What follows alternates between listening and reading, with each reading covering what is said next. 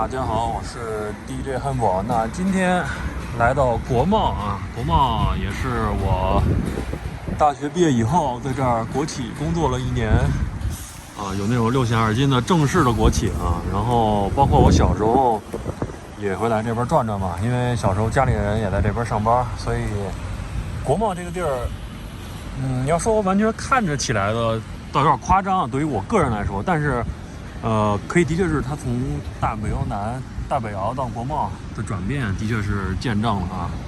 那今天来聊聊为什么就是干了1年多，最终我把这个6险2金在国贸说是吹牛逼的，在这个长安街上的延长线上的工作，最终为什么给它裸辞掉了啊？咱们就还是边走边聊，好吧？看这个国贸地铁站旁边这楼，新楼也在哐哐建啊。我那会儿离职，还是刚上班的时候，这块儿就是平地呢，建楼建得真快。然后呢，今天咱们怎么走呢？咱们就绕这么走一圈啊，然后最终咱们走到对面啊，但是我不会直接过马路，而是就是说怎么说呢？绕建外大街，绕这个 CBD， 整这么绕一圈啊，好吧？我们在这个东三环的辅路上啊，出地铁口。然后你看这边一片大高楼，看到没有？这边还不太明显啊，一会儿咱们上建大街就会比较明显。但其实这里头哪个楼是最老？目前来说，我现在所眼中看到最老的楼啊，就这个中福大厦啊。可能现在刚来这边上班或刚来国贸的人都觉得这个楼不太起眼，还挺丑的。但是它是这边非常欧记的一个楼，好吧？应该至少在1990年之前，这个楼就是有的。然后呢，咱们现在要去这个建外大街啊，由这永安里这边来瞎转转，瞎聊聊。然后呢，看这个 BRTV， 就是现在这个北京电视台，这就在建国路，看没有？然后这个国贸桥呢，北京基本上，市区都这么命名的啊。它这个，比如说环路，尤其是三环路一出来，比如说这三环路往东就是这个建国路，那三环路往西就是外大街啊。然后2环的东边就出来是外大街，2环里是内大街，基本都是这样命名的。你看，比如说这边命名是建外大街，对吧？建国门外大街。但是呢，这边的话一定就是建国路啊，看到没有？就这么命名的。这个是57路啊，这是从四惠那边开过来的。然后建国路这边呢，我也挺熟的，因为在这边上班的时候，最终还在这边国贸九龙山商景这边，就也就是现在这个片区往南啊。租了1年的房子吧，也就算在北京的东边，北京的东边感受体验一下。来辆大车，北京的东边市区感受体验住了1年啊，反正北京的这个东西南北基本住了一圈了啊。当然并不是说什么我他妈房子多，不是这意思啊，主要是因为搬家各种原因，包括上学，因为我大学也没有出北京，虽然我很想出北京上大学，但是最终还是在北京的学校嘛，所以说一直是在北京啊，北京这个5环内还是非常熟的。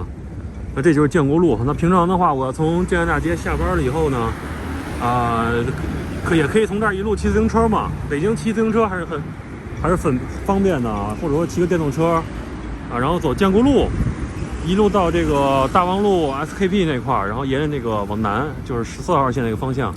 也可以下到这个九龙山啊，当然也可以，就是说，看没有这个3环了吗？沿3环辅路一绕南，也可以到这个双井劲松那边，然后再往东，啊，当然现在说可能你们有点懵了，一会儿我也会录一期这个双井和这个九龙山那边的啊。然后呢，这边你看有很多这种地下通道，国贸这个地下也是挺复杂、挺发达的啊。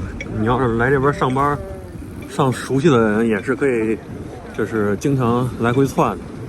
让大家看到这块儿，你看写的东三环中路啊，北京的这个环线都是这样的，就是一般是什么3环中路啊、3环北路、3环南路。如果没记错的话，应该是过了这国贸桥，再往前面一点啊，就是应该是快到这个东三环北路了，亮马桥那边办个什么签证啊，外管比较多啊，第3外管区嘛。然后这边往南，像东三环南路，就是我住的双井劲松那块啊，九龙山那边，好吧。然后这边看，这就是国贸桥，这就是。这个那会儿上了1年班的地方，那会儿天天看啊。然后看这个中国尊那会儿看这个中国尊，每天是要看吐的感觉，就是每天那会儿上烦了，每天看这个中国尊就开始要吐的感觉。但是现在这个离职以后，包括上大学那会儿就没有这么烦了。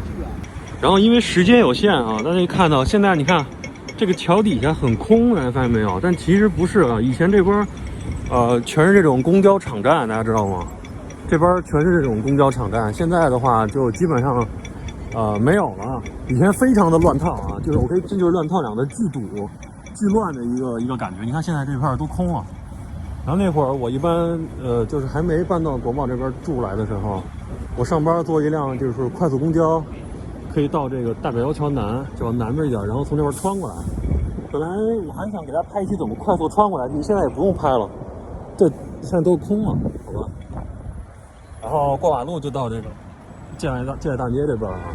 大家看啊，我没有直接走建外大街啊，我为什么来这个景恒街这边呢？第一是因为那会儿我刚才说的，我要说每天上班我就要穿过来，就穿到这儿。我经常会在这边有2个店吃早点啊，所以说我来看看这2个店还在不在。第二个呢，就是给大家看一下这个建外 SOHO， 看到没有？这块这个楼，这些楼都是商住两用的，就是可以办公也可以住啊。当然对于来说，我觉得办公还是挺方便的，守着这个国贸还是很方便。但是你要说住的话，就看你隔壁办公是什么个办公状态了，对吧？然后这边呢就是北京的银泰中心啊，一会儿咱们再走回去啊，因为我要绕一大圈啊，绕这个。CBD 这个整个管委会这个范围的一大圈，希望大家看我这个视频，起码不能说顶你在国贸工作10年吧，5年吧。如果你就是每天2点一线的话，你可能不会发现这么多啊，好吧？然后呢，就再给大家看看，今天晴天还是很漂亮的啊，国贸，这已经算是北京我操最繁华的地方了。北京这个楼，因为它有这个限高各方面的原因，所以它不会像南方，比如像重庆啊那边建那么高，你知道吧？然后这块是招商局，好吧？这个现在停的电动车这块就是那会儿我经常来的一个小吃店啊，现在已经没了啊。然后这个是麦当劳，那会儿就2个选择，一个就是吃麦当劳，一个就是吃这个早点摊啊。然后麦当劳的话，它不可以提前那个预约吗？预约的话，我就是先拿手机先点上，那会儿就是这样，抓紧时间嘛。这个上班和这个做职业的状态是不一样的。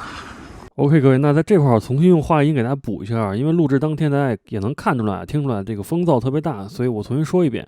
那首先我的这份工作呢是正儿八经的6险2金正式这种国企的员工，那位置刚才我也都说过了，对吧？还是非常不错的。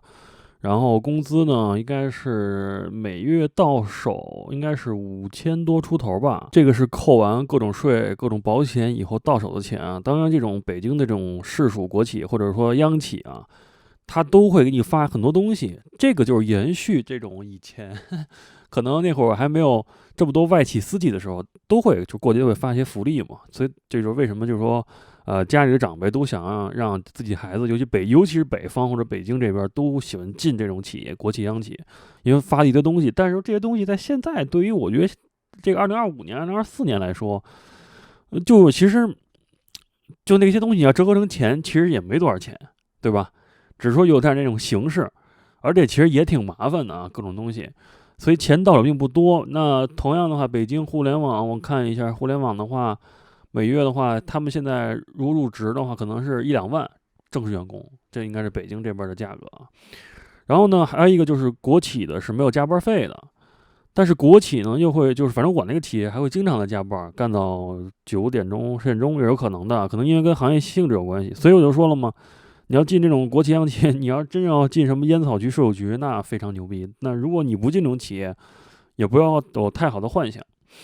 然后呢，它分为职能部门和业务部门，各种部门呢，我觉得是比较老旧和那种程序繁琐吧。然后他们也不想简化，简化没什么意义，因为简化就要开掉人，这就是国企央企的通病啊。我只能是点到为止，有些东西。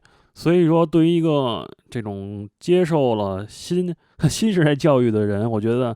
你们可能都会理解不了，就是说可能围城吧，更多的我用围城这个字来说吧。这是工资啊，工资，然后工作氛围也就那么回事儿。在这种企业里工作呢，我还问了各地的，就是因为后来我旅居嘛，也跟那些小伙伴交流，大家都一样。你在各央企干过，就是大家都设分组，就是只能发那种，比如说单位让你发那东西大家能看见，剩下就没有，大家都互相走屏蔽，对吧？而且就是说，我还烦的就是这个公司一点什么呢？就是他们不用这种工作微信，或者那种专门工作的那种软件，用的是私人微信。私人微信就可以随时扣你，对吧？随时召唤你。你加上如果碰到这种恶心的领导啊，或者怎么样，他就是因为国企这边，我觉得国央企好像北京这边，我问了好多人，都有点那种就是欺负新人那种感觉吧。这种会把一些杂活、烂活、脏活这些甩给你，就是也没有多难，他会甩给你，甚至或夜里给你打微信电话，或者给你发微信消息，那你说回不回？因为在国央企里头，大家我不知道，我估计大家可能也看过，就日本韩国那种工作关系啊。在中国，反正在北京北方这边国央企，不能说超过人家吧，但是说相同，好像也说得上，好吧，我就这么说吧，就是也差不多那个劲儿啊。所以说，并不太乐观很多情况。反正我个人理解的啊，其实北京的国企央企最大的几个优点，第一个是稳定，对吧？一般来说开不掉你的，只会恶心你啊。如果这样让你走的话，第二种就是北京户口，但对于我一个北京来说，这玩意儿没啥用。而对于外地人来说，这个北京集体户口你买不到房子也没什么用。这个北京的工作是这样的，你有户口的工作基本买不了房，能买房的工作基本拿不到户口。你可以去看一看，就是这样的。然后我知道到这儿有人会说，尤其是外地人会说，那集体户口它是一个好的那个区域，也可以上学啊。但是我想问，那这些买学区房的人会让你这些有集体户的人上学吗？就是说它有个等级排列的，肯定是有这个本地那个所谓的学区户口和那个学区房的人是第一位，就这一档就已经把所有名额占满了。那你所谓的就是说你租在那个房子里，加上这个所谓集体户上学的，你能排到哪一档呢？对吧？这是我了解到的一些内容啊，虽然跟我没有关系。那还有一个就是说福利分房啊，我简单来说一句福利分房。那北京三环里这二环之间这些老破小，现在这种特别贵的老破小，基本都是当年国央企福利分房出来的。如果你了解的话，但是现在福利分房制度早已经取消了，除非您家就是北京本地，尤其是北京农村的拆迁的，是最牛逼的，但是那不太现实了，对吧？然后大家看这个了吗？这有一个健身房啊，这个边有很多的这个网红健身。所以呢，综上所述，对吧？就是工资不太理想，然后呢，就是上升空间一方面，然后就是同事关系。我自认为吧，我就是无论是在上学时候，还是在大学生那会儿做这种 club 活动、派对 party 的时候，我自认为啊，我应该就是说，我不能说我有多有领导力啊，但是我认为我跟别人关系处的都还是不错的，起码我不会轻易去冒犯别人啊，或者是怎么样。但是呢，就是在这个单位里工作呢，让我非常不舒服啊，非常不舒服，每天都很难受，就是推活甩活。我不知道能不能理解这个事儿啊，就是非常非常严重，在这种国企里，就是在国企里有一个规矩叫什么呢？宁可什么？宁可少干，或者宁可不干，那不能干错啊！你干错就是大错，那你不如就少干点，或者不干了，对不对？或者是交给别人干。所以最终呢，比如有一些杂活啊，那必须干的肯定还得干，但有些杂活呢，就可以能甩给别人甩给别人。这就是先不说，就是说上级给下级甩了，就是同级之间也是能甩就甩。但是说你在这个系统里呢，大家都是这样的，你也很难说那个人对你有什么恶意，但是可能他也对你有恶意。所以说，而且国企的关系呢，就是怎么说呢，错综复杂吧。谁是谁怎么着，就是也很麻烦啊。然后这个对面这些区域啊，一会儿给大家都转一转。咱们一会儿呢，从这个永安里地铁站那块儿走地下通道穿过去啊，让大家这么完整绕一圈，最终绕回到这个光华地铁站啊。然后这期视频就差不多了，好吧？是呢，不得不说，刚开始工作的时候，其实还是挺美好的，因为刚来国贸这边上班，就是也挺有新鲜感的嘛。你看这附近有很多这种外企啊、国企、央企都在这边，对吧？然后呢，你像这些楼，当时我和我那些同一时间入职的那些小伙伴，我们就每天就打开大众点评，看看有没有哪块地儿能有那种也不是特别贵的那种快餐啊，但是可以去别的地儿看一看。这些楼我们都走过，现在就没什么了，那会儿就是已经都走过。然后你看这块有一个中海地产啊，我们那会儿我就觉得食堂饭不好吃，然后呢就会在中海这块的有一个写字楼底下，然后就是那边底下有一个美食城，但那个美食城你是看不到招牌的，因为我去那边看看，随便吃一口也可以啊。所以那个写字楼是完全对内的啊，你要不在这边上班，你都不知道，因为我刚才也说了，它没有这个招牌，好吧？看今天这大风，这电动车都给刮倒了。对，就是这个金通路，那时候我们从我们单位那条后面这个小巷子这块出来，然后就到这个中海这块吃饭啊。哎，你看这个建爱大街又堵了吧？只要这会儿堵车，大概率都是交通管制，建国门桥那边管制了。那会儿有时候开那个单位的公车，经常就从京东快速路下桥了，或者国贸三环下桥就在这堵车，一路堵，巨慢。但是有时候最高能堵个40分钟啊，非常堵车的一个地儿，建爱大街，尤其是往这个2环里，就是往西走的方向。然后这个金通路呢，在我家里人那会儿在这边上班的时候，那会儿有人也来这边玩嘛，就是瞎转转。这个金通路是非常窄的，这边应该是把什么违建给它拆了还是怎么样？但那个是一个很小时候的记忆了，咱们一会儿也瞎转一转嘛。然后你看这个就是京伦饭店，就是全称应该叫北京伦敦饭店吧，这都是当年建的那一批。然后再往前还有一个叫建国饭店啊，这会儿是建安大街2个扛把子。这个最早什么都没有的时候，就是这2个饭店啊是最有名的，好吧？就是现在哪有这么多高楼？你像这个建外的，像你看这些什么，你看这大家保险集团，然后刚才我看照那些楼全是新建的啊。最早呢就是这种两个饭店在这边，然后你看后面这个，它这个小板楼嘛，这应该是光华里啊，光华东里西里，这个这是最早老破小这些小房子。当然这边产单位还是比较牛逼的啊，应该有一部分是人家就是老百姓拆迁的，还有一部分是要是我没记错的话，应该是这个什么外交部的吧分房，当时啊也得是你是什么参赞啊，还是什么干部啊什么分啊。所以说这边有些单位他想起高楼，为什么不让他起呢？那被后面投诉了啊，这个被北边这些楼投诉了。这个你不在这边上班，或者说你不了解，你肯定都不知道啊。这个就是京伦饭店，京伦饭店，我们那会儿上班的时候，有时候来这块吃个自助餐，因为我们那个单位的卡可以在这儿刷啊。我今天把卡带过来了，我靠，现在我那卡里还有钱呢。那个钱换不了现金，但是你可以有时就是没刷完可以来用。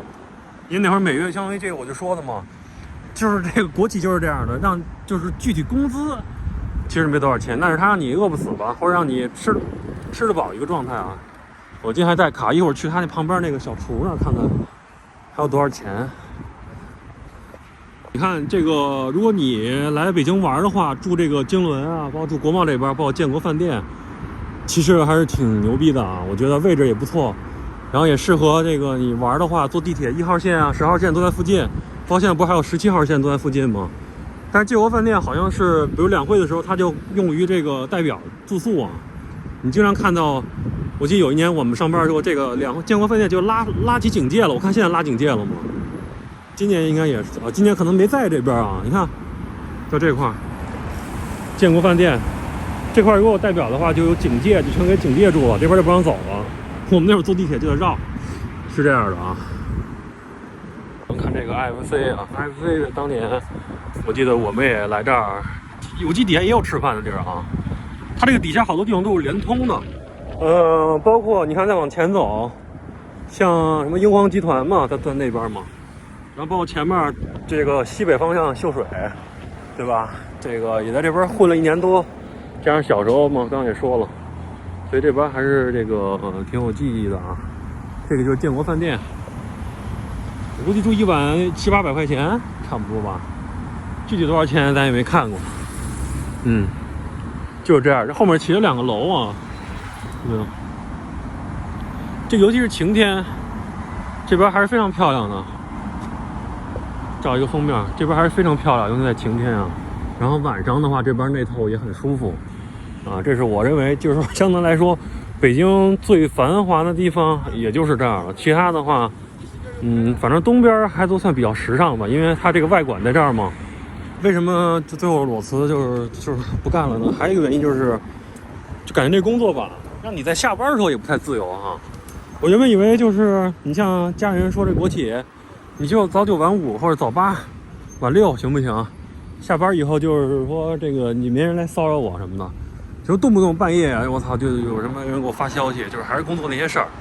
就这些事儿吧，其实你说吧，他这个你白天你告诉我也行，但是嗨，有些人的想法就不一样呗，他就这个想这个裸行和稀泥也好啊，还是怎么样，具体什么动机就不知道了啊。反正对于我来说啊，看走了一站地了，这是永安里。对于我来说，对不对？你干我干什么活，你得给我钱呀。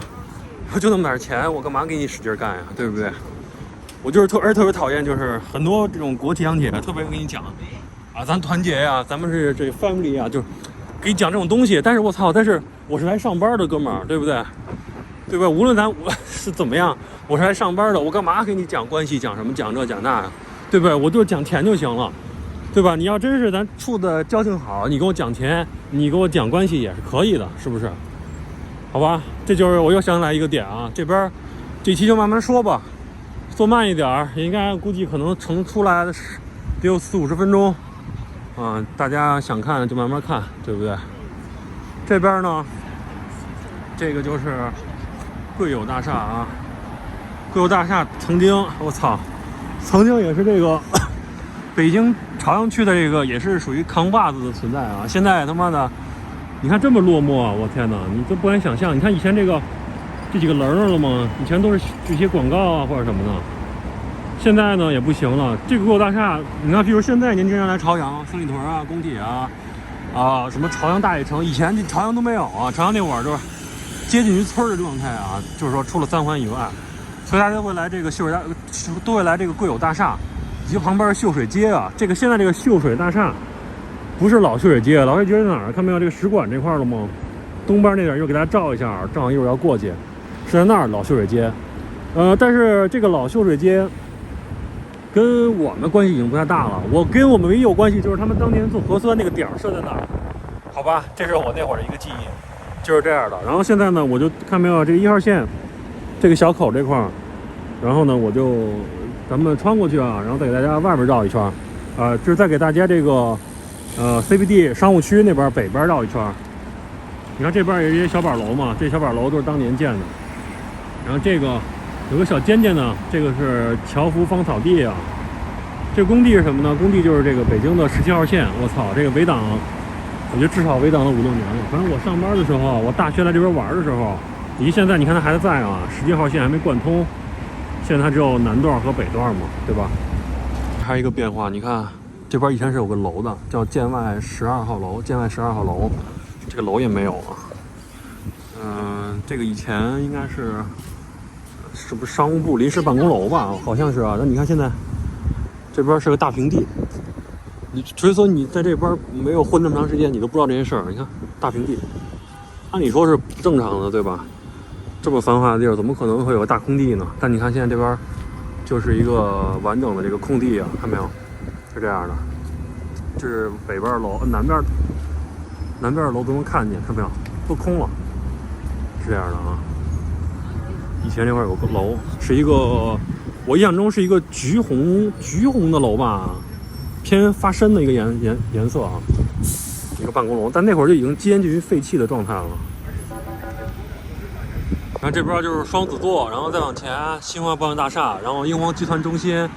英皇集团那边也经常有那种电影的首映啊，在这边，但我就不往那边走啊，因为咱要往对过了。您那边，这是这个外交公寓，对吧？外交公寓，然后再一路往西就到建国门了，好吧，到2环了，就不看这边。然后咱们现在过去看一下这秀水街，秀水街看完以后呢，沿着贵友大厦，沿着这个小胡同，又到这个光华路 SOHO 那边啊，然后完整的转一圈，好吧？现在就过这个小过道，你看这个小过道。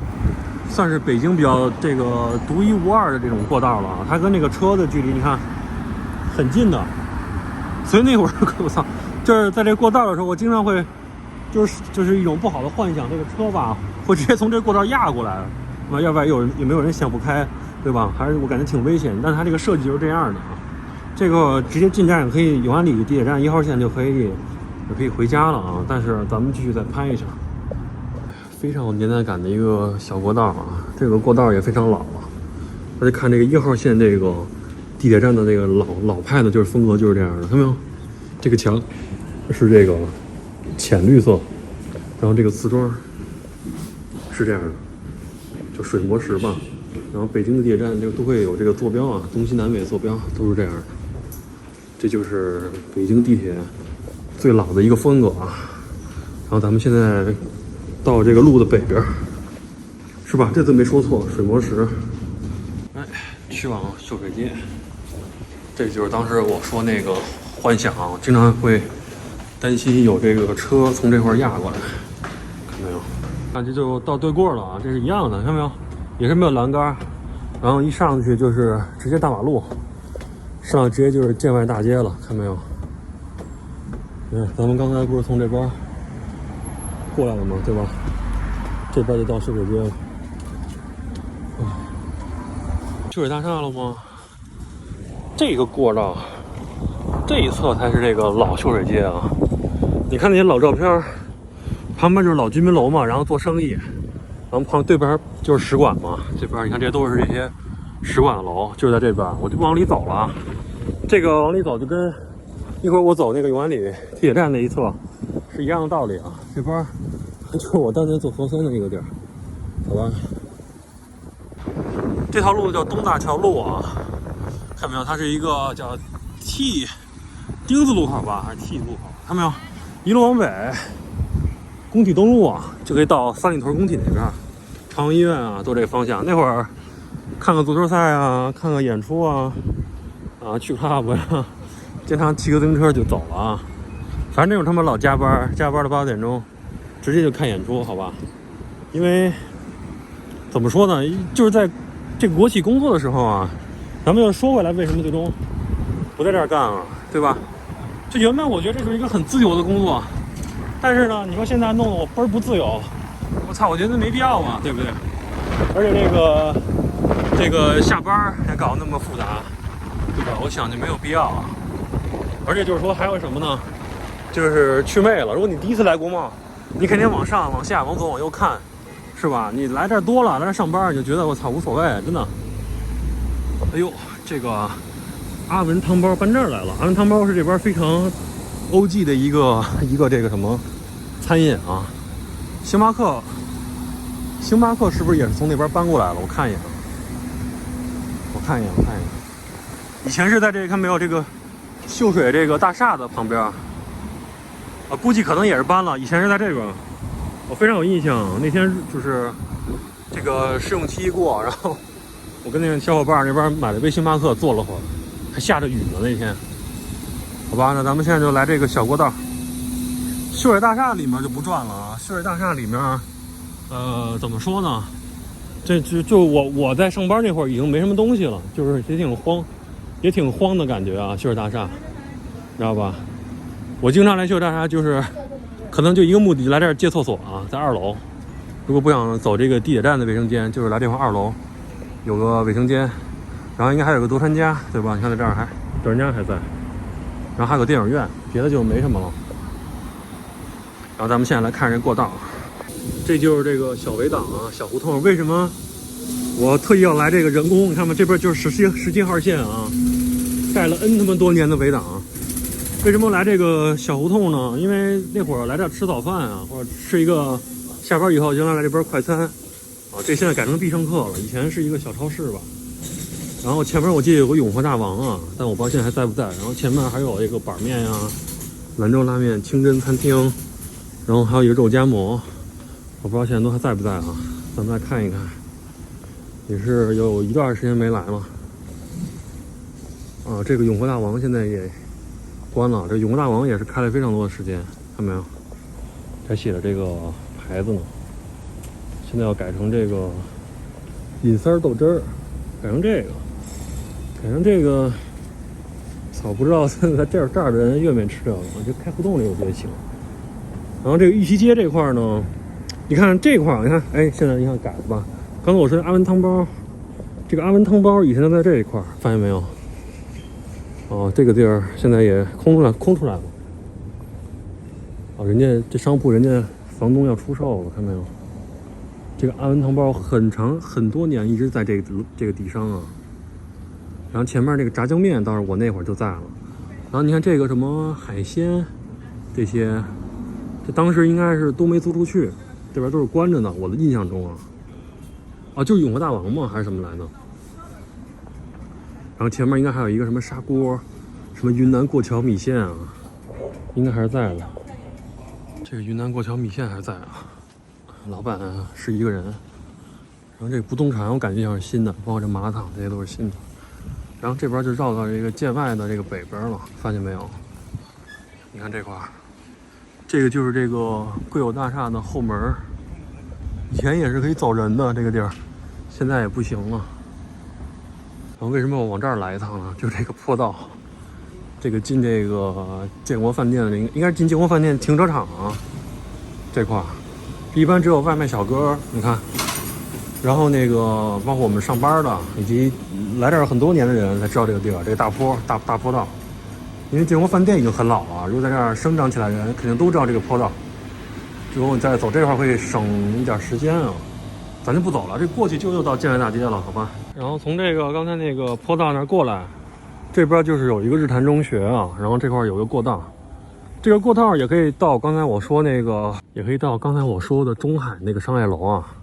如果我们下班也就从这块直接就过去也行，但是咱为了绕一大圈啊，就先不过去了。但一会儿我想去那边吃一个，现在是4点，好吧？一会儿在那边正好吃个晚饭嘛，随便吃一口。我想看看那些什么香锅啊、日式拉面还在不在？因为这个中海底下有很多，楼上有很多日本的一些公司啊，也有很多日本人，那个气质一下能看出来，好吧？然后这边就是各种光华里、光华西里、光华东里。然后这条道路呢，看没有，一路往北，也是一会儿我给大家走的方向啊。但是我就不走这条道，这条道比较安静，都是人居民区。其实在这边住还是很舒服的，我认为这边住东边，尤其如果你不是什么学校里的呀、大学里的呀，然后就是海淀那边院里的什么的，在东边住还是舒服一点。这些比较洋气，然后消费的东西比较多样嘛，然后整个城市街道。相对来说，在北京就会比较精致一些。那海淀丰台各种院啊什么的，我操，跟你没关系，你住那儿干什么呀？对吧？你住大学旁边买一学区房，不代表能上那大学呀，是不是？好吧，就不多说这个了啊。永和那后门啊，现在改成尹三豆汁儿，我不知道豆汁儿是他妈没开呢，还是开了又关了，不知道。但那海鲜以前绝对没有啊，这边应该以前那会儿都关停了。就这样啊，咱又回到这个小巷子来了。继续往北走这个小巷子，那会儿经常来这边，早上我会吃个包子，吃个馄饨啊，然后呢或者买个肉夹馍呀，买个鸡蛋灌饼，然后要不就来这边吃板面，还有个黄焖鸡特别正宗啊，一个小夫妻俩，我操，全他妈干停了。就这个板面，你看现在，都关了。这些烟酒超市这边有超市可以买瓶水，都在这块啊。这个肉夹馍还在。对，肉夹馍还在。这个兰州这个也在啊。兰州这块当时是关了一阵儿，现在又恢复了，应该是，看没有？我不知道还是不是一个老板啊。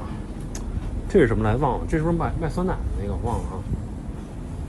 哎呀，这么安静啊！那会儿这块可是很吵闹的，这都是17号线啊。这边都是17号线，看没有？这个酸奶也在。双皮奶吧，对，3元梅园在这块，好吧。这个围挡一直在，但今年说年底，这个17号线就要开通了，这个围挡也就可以正式的这个结束了。贯通以后，比如说你在十里河，你只能坐到工体，坐到那个什么未来科学城吧，昌平那边啊，我操，那我都没去过。看看，以前这个围挡。这个围挡太矮了啊！以前这个围挡特别高，看没有？它这么高，现在都给拆了一大半了都。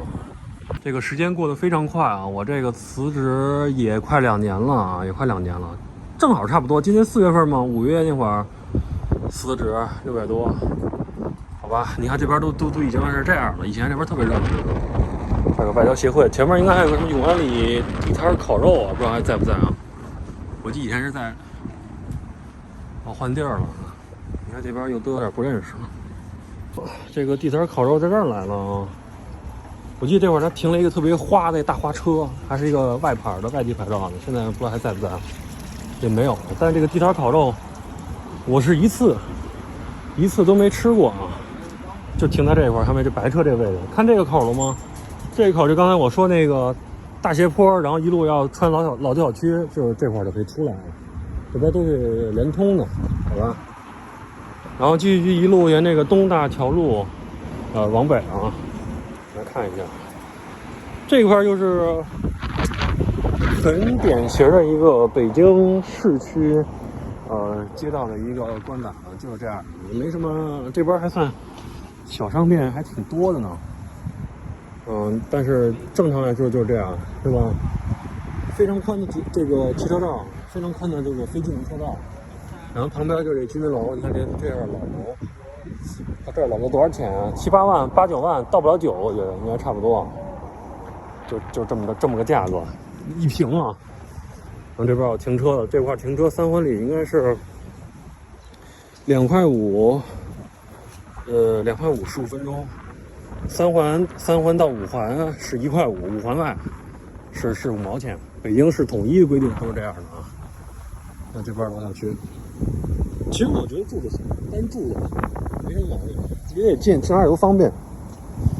刚我也说了嘛，一路往北就到工体，然后这边朝阳公园、世贸天阶，对吧？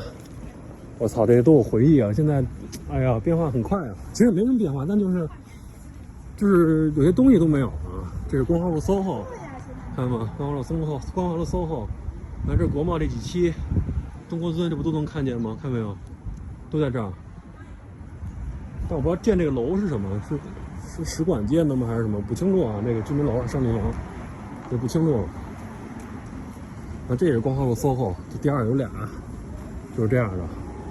然后看见这块了吗？这边往西就是日坛路啊。日坛就是这个北京的这个第1使馆区，好吧？北京的这个第1使馆区就在这块儿。这个最早和中国建交的这些使馆都在这块儿。然后呢，第2使馆就三里屯那边，对吧？往北往东，三里屯。然后第3使馆就亮马桥，美国啊什么的不都在日本的那边吗？第4就是东坝啊，对吧？使馆区，不然他不可能直接干2条线，直接干到东坝了。就这光华路，也叫光华路。我路过街景啊，北京街景路都差不多了，现在也不怎么录街景了，还是街景流量也太差了，看到没有？就是这样的。然后这块往前有一个那个微服饰的一个全球签证中心，像加拿大签证啊，什么加拿大、欧盟的，什么德国、法国都在那边啊，都在那边。因为当时美国那个时间签证过了嘛，签证过了以后，所以就是把加拿大顺手也办了啊。使馆区就不带大家看了啊，第1使馆这边也没法录像，也没法干嘛的，都不行。然后这个世贸天阶，像三里屯工体，这都是以后单独都能出好多期的啊。北京来说，对我来说出视频太简单了，这个随便拍一拍也都可以出，好吧？就不弄了，就那边就不拍了，到时候有机会再来。然后这边发现有很多医院啊，这些医院都是给这些签证中心做体检啊。这边也是，这边也是外国人比较多。你看这边不有老外吗？也是外国人比较多的地方啊，对吧？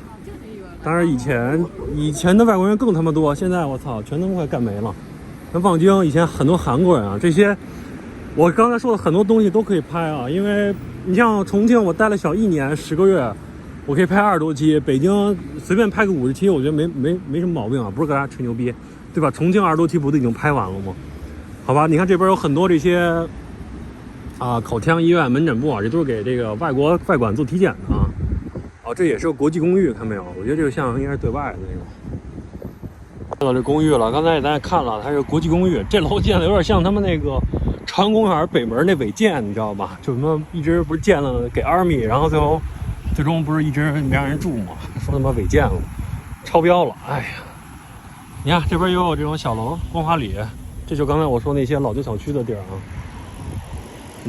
然后这块就进入它这个 CBD 的这些。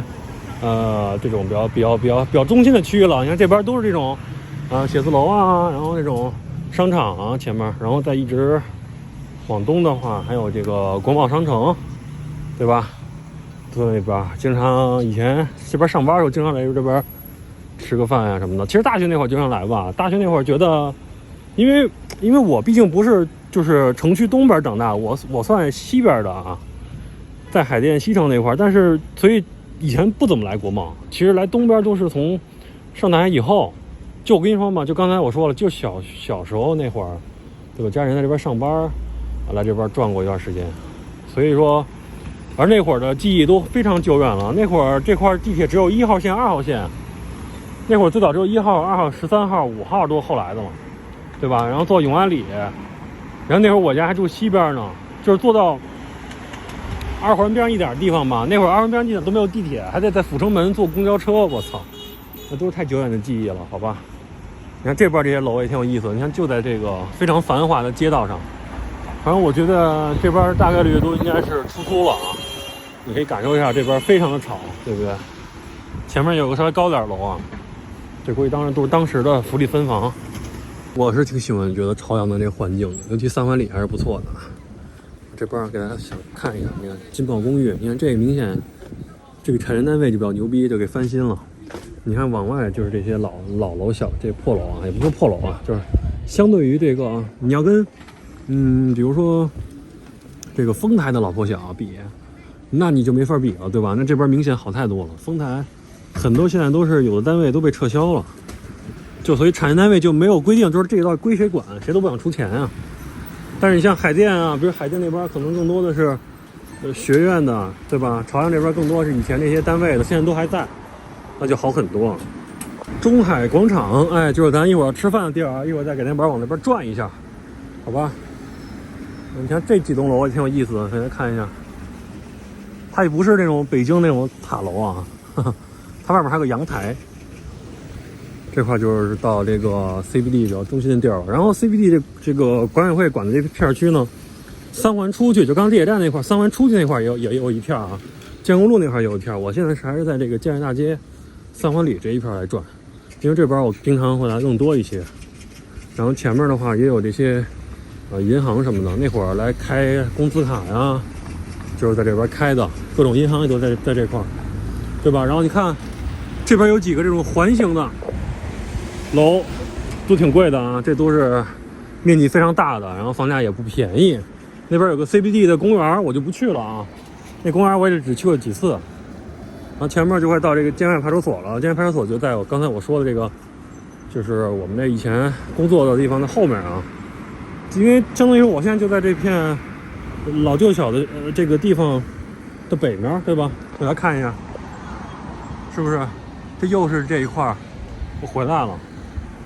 我不知道大家能不能搞清楚方向。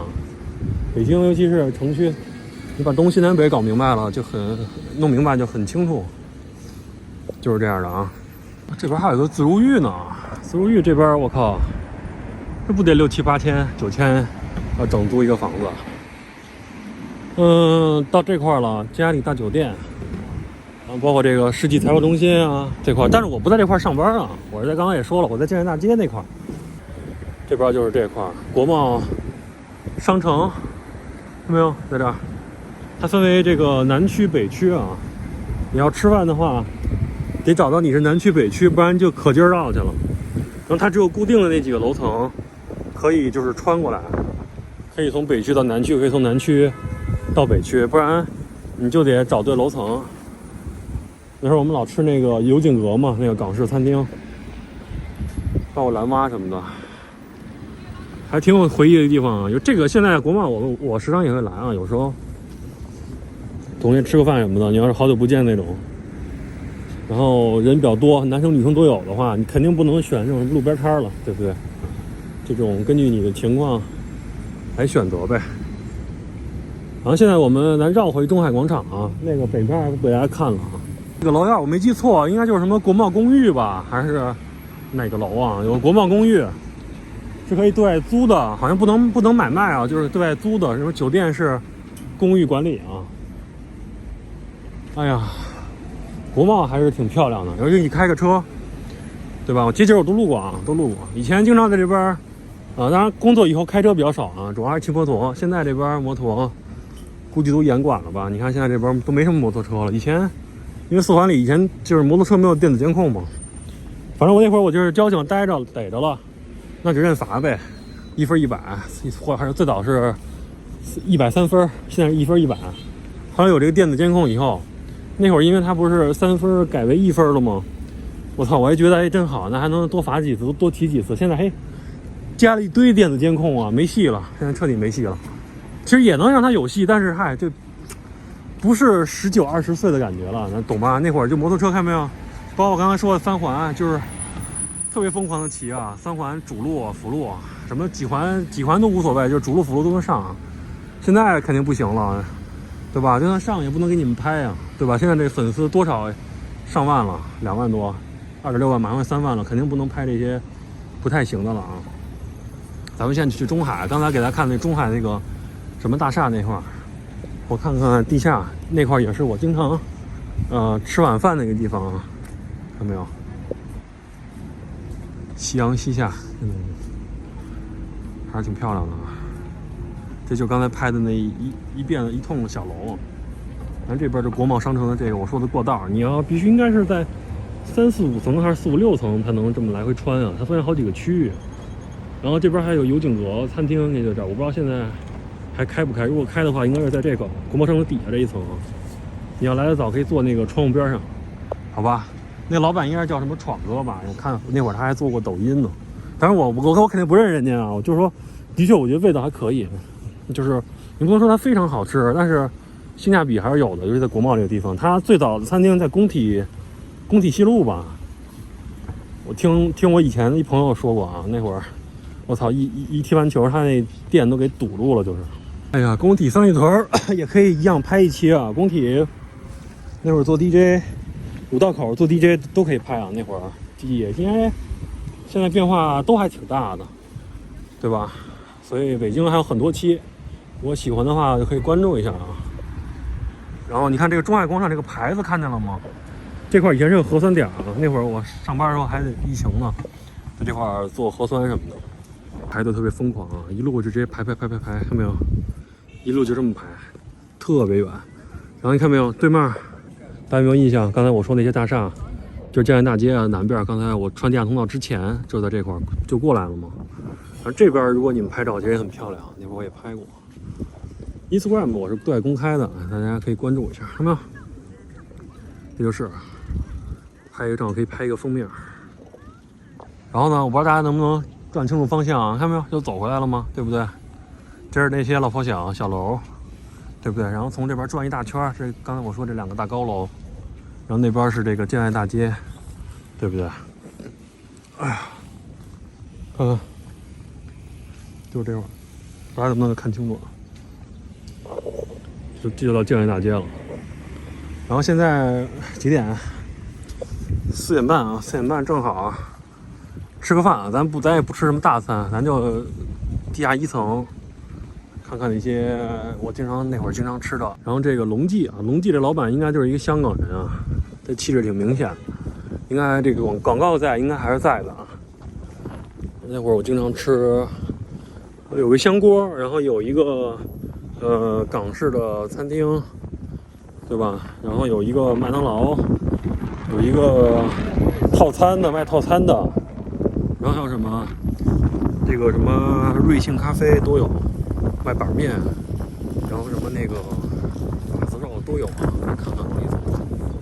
当然了，以前经常中午下班午休的时候就在这边，就是有按摩椅，那这个喜茶还在，那会儿喜茶都排队，现在估计也不用排了吧？那会儿特别爱喝喜茶嘛，大家都喝那个就那个葡萄那个茶嘛，当时特别火啊。这个按摩椅还在呢，看没有？这儿还有个超级猩猩啊，这些还都在啊。哎呀，这会儿坐会儿，哎呀，这就是这个按摩椅啊。那会儿我们就经常在这儿还可以扫个码按摩20-30分钟。这个超级猩猩经常，它好像就是类似于那种团课吧，感觉是放的音乐就跟那个那会儿我们俱乐部放歌那感觉一样。这种就感觉类似于就是从来美国际吧，这个团课是不是就从来美国际学的呀？中国来美国际还是挺火的，是叫来美国际，就是那个课可以跟着一块跳。巴克还在呢，你看那边有个门，直接可以出去了。然后我刚才像大家也说的，刚才我说的，这个地下这个美食城是没有这个介绍。你看刚才1楼没有任何介绍，这是美食城对吧？但是地下1层是各种吃饭的地儿，一下来就应该是一个麦当劳，这个麦当劳还是在的。全家也在啊，全家那会儿我们经常来这儿买个水，买个什么的。然后这出去就是车库，然后这个就是日本的那个拉面，这拉面还挺正宗的，就是日本拉面那个味道。北京的这拉面很多不太正宗，这就是龙记。坐着那老爷子就是那个龙记的老板啊，很明显的气质，好吧？哇塞，这都没什么人，但是今天还没到饭点呢。这是，这个贵州这都是，这都没怎么变。哦，但是发现没有，这个区域缩水了好多啊！我天哪，关了。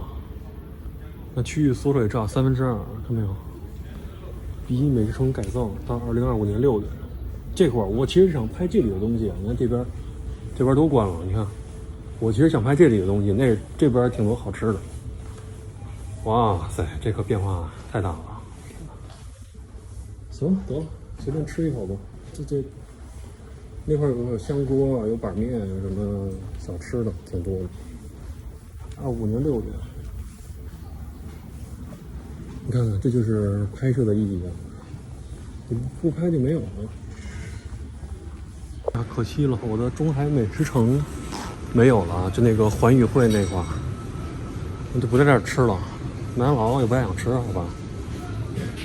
这个青石还在啊，你看这一块，看没有？这个施工区这块，以前都是美食城，这至少缩水了2/3。那这块也在施工，好吧？撤了，就撤退了。以前这边特别多的餐厅。来这最大遗憾就是没吃上我想吃那个香锅，还有那些小吃的，这真挺好吃的。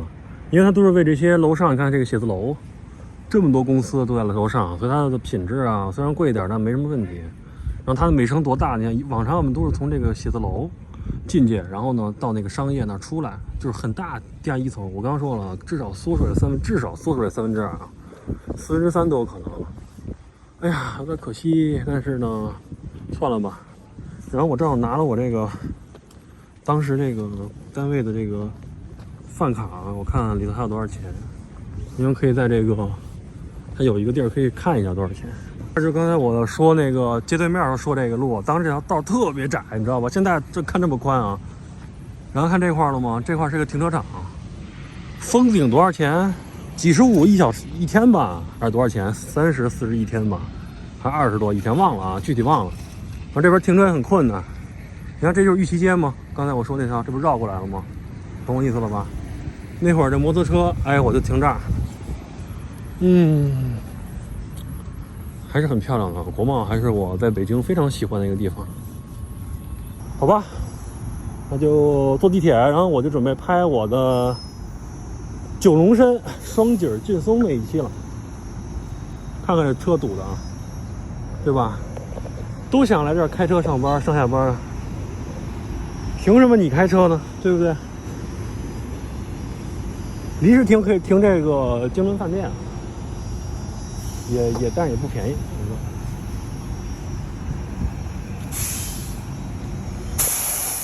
OK， 那这就又来到建安大街了。然后呢，我坐10号线啊，按理说坐永安里更快，但是我不是要拍双井劲松那边嘛，所以我就坐10号线，得争取一天多拍点。建外这块夕阳西下很漂亮啊，如果是晴天的话，有经常会在拍照片。然后我那个卡其实好像京伦那个餐厅也可以用啊，到时候时不时也可以来这儿吃个自助。反正那钱也是我挣的嘛，对不对？只是一直没花，后来离职以后不是去重庆了，去了2趟吗？就回到10号线啊。所以说，你要说这个位置上班是挺牛逼，你跟别人吹牛逼是挺可以吹牛逼的，对吧？我操，在长安街延长线上或者长安街这块上班或者还是怎么样？但是就是为什么最终就裸辞了呢？对吧？第一个是工资，刚才也说了，工资啊，工作氛围啊。我不太喜欢，就是说发展空间吧，也那么回事儿，也算夕阳产业吧，我只能这么说啊。如果你就是你来到过这种国企央企工作过，那么你一定会这个知道我想说的是什么。当然，你看，如果我这儿有前同事在关注我这个账号啊，你看我也没说我哪个单位，我也没说我干什么，你放心，这些我是不会说的，对吧？咱是有契约精神的人，不会说这些不该说。但是呢，我只是说，这就是当时我真实的感受，对吧？的确也挺难受的。这就是大一路啊，大一路可以从四惠一直干到石景山的那个老山啊，这个沿着这个整个长安街延长线一直走。你像这28路什么的，这以前也都做过。这样大街，这你看，北京的晚高峰，刚才就堵了吧？还没到4点就他妈堵了，现在4点快5点就是这样啊，就是这样的一个状态。电动车以前更疯狂，全他妈电动车。然后那会儿那个中午吃饭的时候，大家都就是中午午休嘛。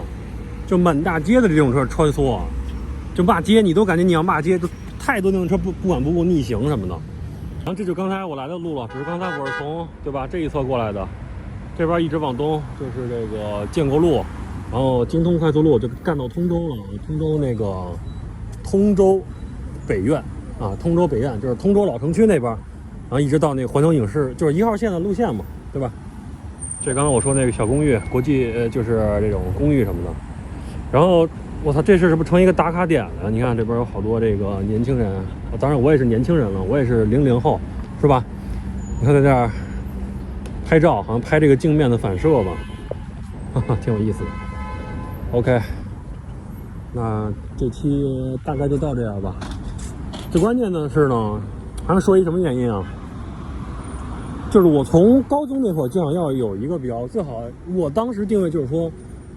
那会儿可能说做音乐的或者做视频的没有那么强烈的感官或感受或想法，但是那会儿就想要最好有个被动收入，靠网络赚钱，不想坐班，因为坐班太不自由了。就是关键说回来就是自由嘛，就跟我这个 vlog 的系列叫自由人生一样，包括我自己剪那些能不能成功，对吧？或者能不能成功，其实已经没有太多的必要。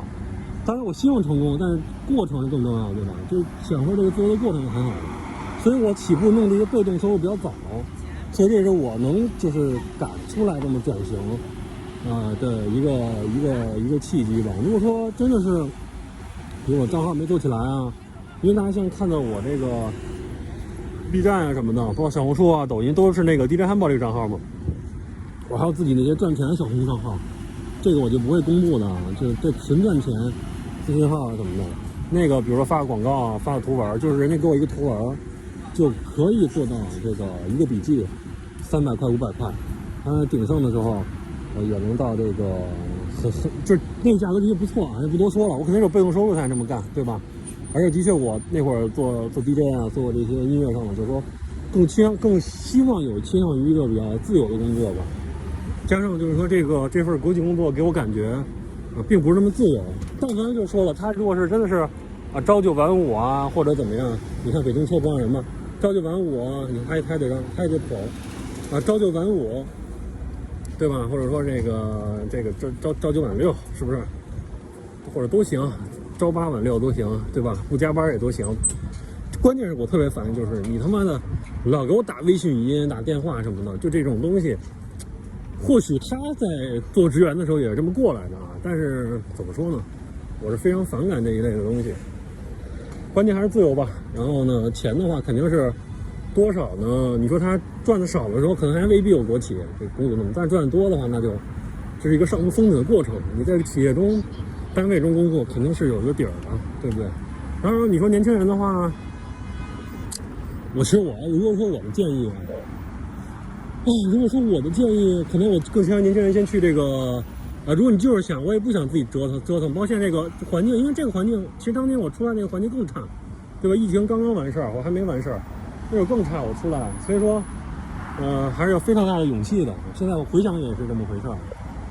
那我倾向于你更倾向于做一个更好是外企、私企先试一试。然后如果说你就是想一直上班，你也不想创业，你就等30多岁、35岁之前尽快转到这种北京啊或者大城市的国企央企就可以了。然后你就等着退休吧，就这么个状态吗？是不是？是不是就这么个状态？如果你想自己折腾，反正你想折腾的话，我的建议就是你尽早出来吧，因为你只能越早出来机会越多呀。你越年轻机会越多，不是像我拍重庆这些视频，虽然我不靠这个赚钱啊，不靠这个赚大钱，但是我希望这个视频号，比如这个将来做那些音乐专辑那些内容，对吧？这些才是赚大钱的这个器，就是这个不能说导火索，像怎么说啊？有个即兴有时候也想不到词儿，对吧？一个引子，对不对？这么说吧，一个引子。所以说，你只能越年轻的时候出来，你的机会是越多的。我靠，你30多岁出来，那你就真是没什么机会，踏踏实实就单位上班了。这是国贸中心啊，这边有很多这个展览，然后这块就是地铁的 A 口，对吧？在这边坐地铁的话，如果比如你要坐10号线还是坐1号线，你要找清楚哪个是哪个的口，不然的话你还得在这个站内进行换乘，是比较烦人的。看，这就转回来了。建外大街，我工作了1年多的地方，1年多啊，那算是试用期1年多，还很漂亮的。我争取以后来这儿做一个能在这儿狠狠消费的人，不在这儿当打工族了。你看这个应该也是以前的地铁口，现在也给封住了，过街通道这边。像我最早是说的，这边就是大北窑嘛，就公交车站还都是这个以前的叫法，对不对？大北窑桥西啊，大北窑桥、大北窑南呀，对不对？大北窑东都在这块儿。你看这个掉头的这个小道，我有记忆吗？那会儿开公车，那会儿经常我们那个库在他妈通县通州，还不是通州城区，在我靠，都要干到河北了吧那地儿。反正还挺麻烦的。我给你举一个例子啊，为什么我其实没说太多？比如你借车那会儿，我们职能是这个4点半下班，但是我们干业务的，我靠，可能6、7点、7、8点钟也都是他。那你这车没法还，你还得早上起来一早上还车，就是各种这种破事儿。这种我操，就是感觉你进入了一个让你这个市场经济的工作时间和工作状态，但是人们给你这个计划经济钱这我是完全没法忍受的，好不好？这我后来为什么我就实在我就算了吧，歇菜吧，爱谁干谁干吧，对吧？我也不太 care 什么那些6险几金那些东西，对吧？我现在因为我自己那些就赚的东西可以周回来啊。然后这个说到这个，刚才说到这儿，就看没有这个掉头，这是前面这有一个掉头口。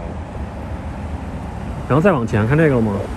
这块也有掉头口，所以这边记忆，哎呀，还是非常多的啊！摩托车，这些我都路过街景啊，我都路过，摩托车、开车都路过，都这边开过。现在能地铁就地铁了，好吧？骑自行车的人也很多。好了，那这期视频就到这儿了。我也不知道最终会剪了多长时间。如果你喜欢我的视频，请给我3连关注、YouTube 点赞、订阅。同时，我的视频也在这个 B 站、抖音、小红书、TikTok， 反正我能发，我自己都给他发了啊，都把这些视频给他发了。然后喜欢的话可以这个关注一下吧。那今天啰啰嗦嗦也说了很多啊，但是我估计很多东西我都得剪，所以你们看到未必是一个完整的这个内容，因为我录视频是一个很即兴的嘛，即兴有时候说的这个不能播的，那我只能给它剪掉，好吧？咱也不可能说为了这个审核，我也不可能说在这个 YouTube。和这个 B 站发不一样的内容啊，这是不会的，好吧？我其实就要从国贸站坐地铁回去，但为什么我不走这个口？因为这个口明显一看就是这个老1号线的这个地铁口，你要找这个新地铁口才是10号线的，这样的话才会节省你的这个时间啊，不然你到站内也要换乘，因为这边的建造都特别老，换乘都会特别长啊。你给大家看一下国贸桥，你看这国贸桥，你看这些桥啊。它都是非常早的时候建的，因为这边发展还相对来说还是比较早的。你看这个桥，都是比较老的设计。你现在让现在建，肯定不会这种设计了，对不对？这就是这边一个状态，还是比较老的。这个一会儿就该堵车了啊。然后这边往南通惠河什么的，哇，那会儿就经常骑自行车就回去了。从国贸看没有，到这个双井劲松就2站啊，然后九龙山，看没有？各位有改变想法了啊！我准备不从双井开始拍下期，我准备从这个九龙山那站开始拍，因为我那会儿住的地儿离九龙山还是更近一点。那我就直接1号线，然后14号线，大望路换乘14号线更近一点啊。要双井的话也得换，不如在这儿1号线。哎呀，有时候走在这种地面上，看比较老的这个地铁，才能找到小时候坐地铁的感觉啊。那会儿小时候，这个地铁都没有屏蔽门，你知道吧？都是先听到这个，先听到这个，先看到光，然后再有这个风的声音，然后车再来。那会儿没有屏蔽门啊，有最近2会，有武警站岗。5点啊，今天是周35点，一般这边4点其实4点半就算北京的这个晚高峰啊。你看，如果说你走错这个你想堕的道路，这个换乘通道，是非常长的，所以大家一定要看口，在北京坐地铁。这且换的还是一堆人，直接1号线了。这是北京非常老的线路。咱们坐到大望路，往东的方向就直接看这个环球影视城就行了。西边就是石景山嘛，古城什么的，对吧？就这个地铁站才是最小时候的感觉啊。有时候挺喜欢坐1号线、2号线的。这还是一辆老车呢，没有那个 LED 显示屏，是这灯图看到。这个现在在1号线中就算老的车了，最早都没有灯。呀，来到这个大望路了啊！这地铁报站叫大望路，但是北京人应该能念大望路啊。哎呀，看这1号线这地铁，我操，是不是有点纽约地铁的感觉？虽然我没去过纽约啊，但以后一定要去纽约，因为我签证已经办了，对不对？你看这小栅栏。这期视频就到这样了啊！一会儿我该换乘了，14号线换乘，大望路换。也特别长时间，大家可以听一下1号线的这个还是打铃儿，听见没有？还是打铃儿这个来发车，还是非常怀旧的一个方式。现在的新地铁已经都是电子报站了。OK， 那这期就到这儿了，拜拜各位。这个换乘有段时间也是天天来这儿换乘，最终我直接改成这个骑自行车、电动车去单位了，太费劲了。这个换乘的时间，说实话能坐好几站地出去，这换乘特别长，真的是非常非常长的一个换乘。